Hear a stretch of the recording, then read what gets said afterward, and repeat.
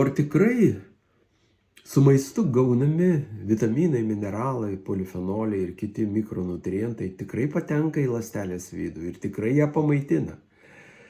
Juk dėl perteklinio sočiųjų riebalų ir sausumos riebalų omega 6 vartojimo sumažėja ląstelių membranos pralaidumas. Tai tos medžiagos iš kraujo nebesugeba patekti į ląstelės vidų. Ir ši problema atsirado ne šiandien. Mokslininkai, tyrėjai sprendžia ją jau seniai, nuo praeito amžiaus 70-ojo dešimtmečio. Pirmieji ją pradėjo spręsti japonai, itin rimtai vertinantys sveiką mitybą. Būtent ten pradėta vartoti sąvoką funkciniai maisto produktai.